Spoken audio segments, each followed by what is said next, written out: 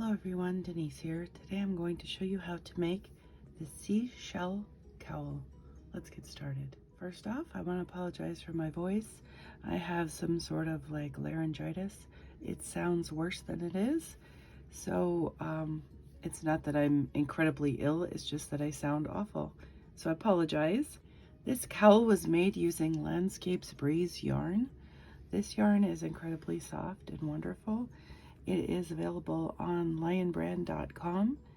This is 3.2 ounces, 90 grams, 157 yards, 144 meters. It is a worsted weight 4. It calls for a J 10 or 6 mm hook. It is made up of 68% modal, 26% acrylic, 6% wool. Machine wash gentle, lay flat to dry. This is like a watercolory type of color change in the yarn. And the color on this is seashell. That is why it is called the Seashell Cowl. So the hooks I used were a J hook and a K hook. I used the J hook on the ribbing. I switched to a K hook for the center of the cowl, and then I switched back to a J hook for the other end of the ribbing. This cowl took one of the balls of the Landscapes Breeze yarn. I had about 5 foot left, so it will take a complete ball of this yarn. Okay, so starting on the foundation chain, you will start with multiples of 2. Just multiples of 2, not adding any. Just make sure that your number is even. And you can make it any size that you want. I made mine to fit over my head and have a little bit of looseness around my neck. Starting with the J hook, 6.0 mm. I chained 70 for the cowl that you just saw.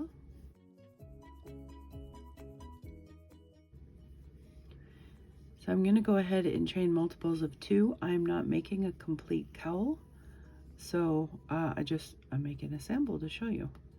So 2, 4, 6, 8, 10, 12, 14, 16, 18, 20, 21.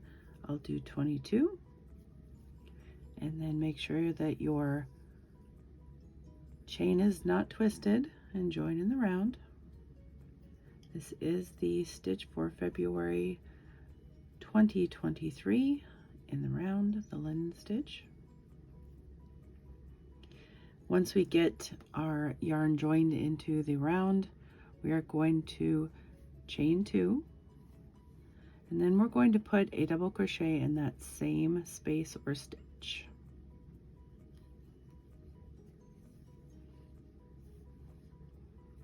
And then we're going to put a double crochet in each stitch all the way around. Now if you want to, you can work in the back bumps. It looks nicer if you do.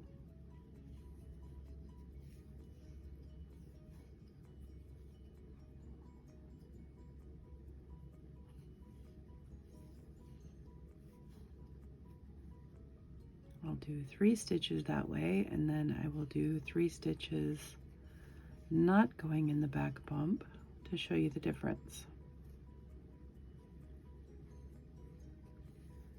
And it's just a preference. It does not matter which way you choose.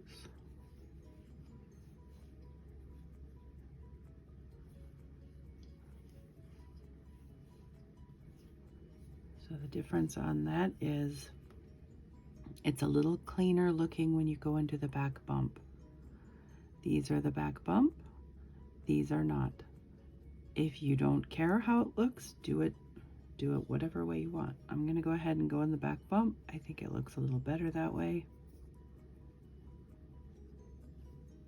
I don't always do it that way. I did not put an edging or any sort of border on my design. So I think it looks better to go in the back bump, but like I said, it's a personal choice.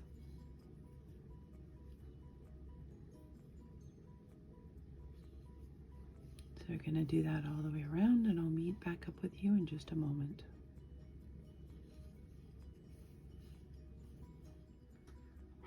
Once you get to the end of your round, make sure that you slip stitch into the top of your first double crochet and not your chain 2. So just ignore this chain 2. Slip stitch into the top of your double crochet. Okay, so round 2 and round 3 will be identical. We are going to do front post, back post double crochets. So we will start out with a chain 2, and then we will do a front post double crochet,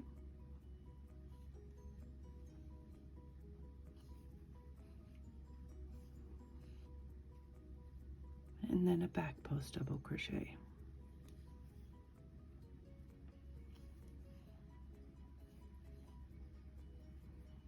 Front,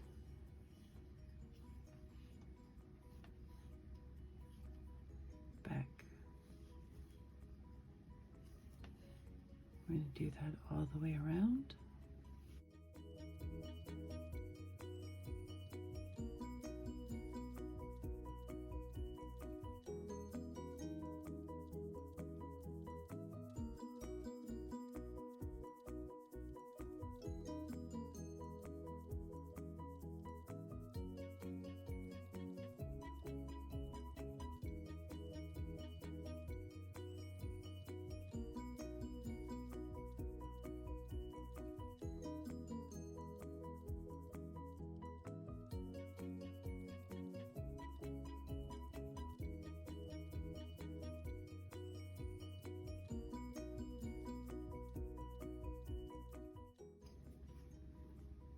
You will end with a back post double crochet, and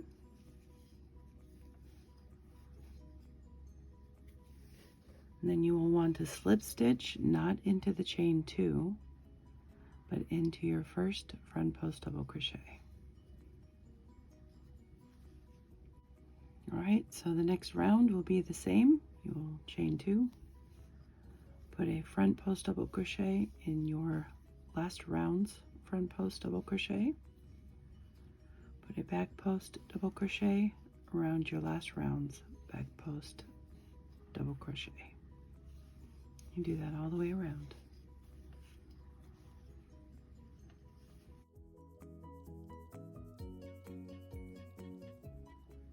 To the end of the round, we are going to do a back post double crochet, slip stitch to your beginning front post double crochet. Now I'm going to switch to a K-hook.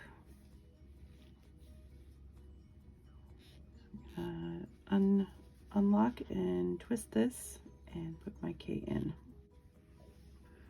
Using a K or a 6.5 mm. Going to start with this should be our 4th round. We're going to chain 1 and put a single crochet in that same space. I'm going to put a single crochet in each stitch all the way around. Make sure that your count for your stitches is the same as when you started. I started with 22. So whatever number you started with, make sure you have that at the end of the round. If you do not have that number, go ahead and add a stitch or delete a stitch wherever you need to. Just crochet 2 together if you need to get rid of a stitch, and just put an extra stitch in the same space as one of your other stitches if you need to add one. I will count mine when I get to the end.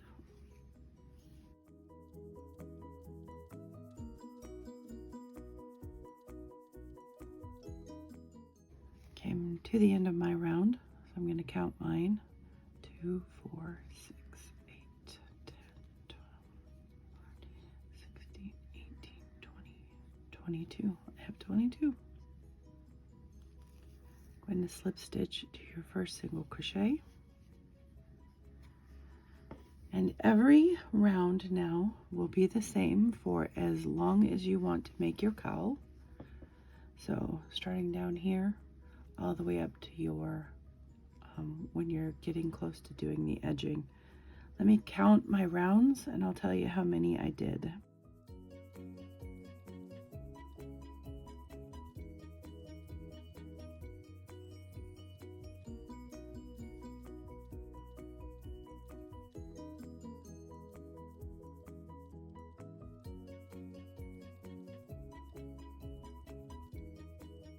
I did 15 rounds of linen stitch. But like I said, it's up to you. You can do as many rounds as you want.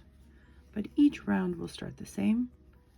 We will chain 1, 2, and put a single crochet in this space right here, not the same as what you just chained up, but the next one over. Single crochet, and we will chain 1, skip a stitch, put a single crochet in the next stitch, chain 1, skip 1, single crochet, chain 1, skip 1, single crochet, chain 1, skip 1, single crochet.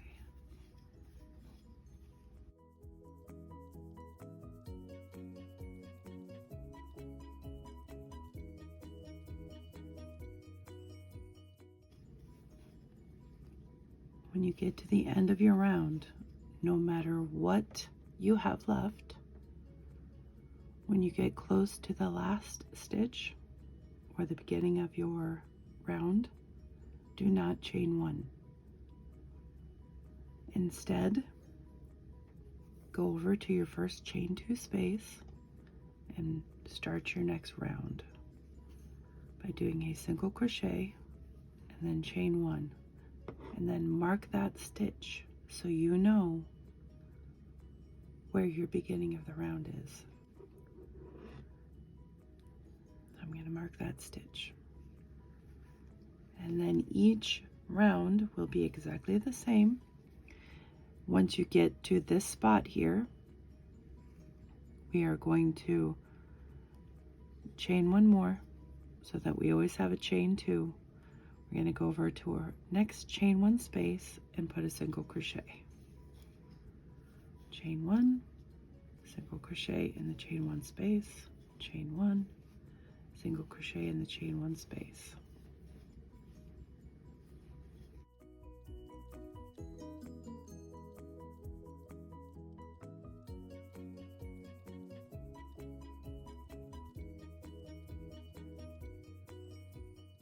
Remember, when you get to the end of each round, do not chain 1. Instead, go over to your chain 2 space over here that's marked. It's your beginning round. Remove your marker, put that single crochet in your chain 2 space. Chain 2. Mark your chain 2 space. Put a single crochet in your next chain 1 space. Chain 1, single crochet in your next chain 1 space, chain 1. You're going to repeat that until you get the body of your cowl as long as you want it. I just wanted to point out that when the end of your round ends this way, to where you have 1 stitch before your chain 2 space, go ahead and put the chain 1 and then a single crochet in that last one, and then single crochet chain 2 in the beginning of your next round. That way you will not lose stitches as you continue to work in the round that way.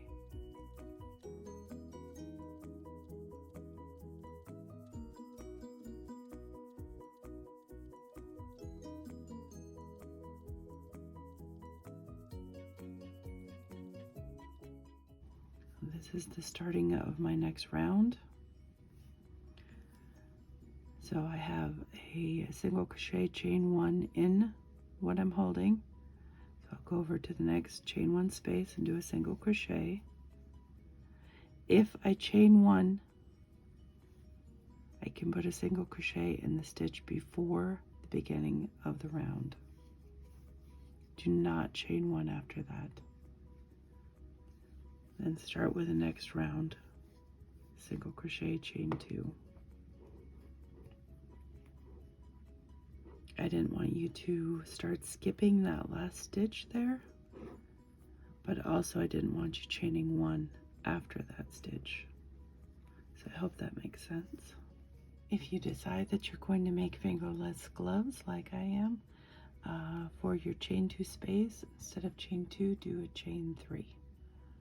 That should give you enough for your thumb. So I am now at the spot where I need to start doing my other edging. In the chain 2 space from your previous round, start with a single crochet in that, mark the beginning of your round, and then put another single crochet in that stitch. We want to put a single crochet in each of our stitches around. We'll make sure that we're putting 1 in the chain space and 1 in each single crochet.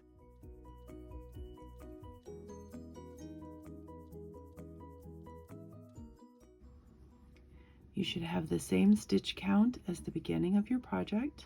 Mine was 22, so I'm going to make sure I have 22 stitches, and if I need to, I will add 1 or 2 depending on how I am at the end of the round. When you get to the end of your round, slip stitch into your beginning single crochet, and then I'm going to switch back to my J hook to complete the ribbing.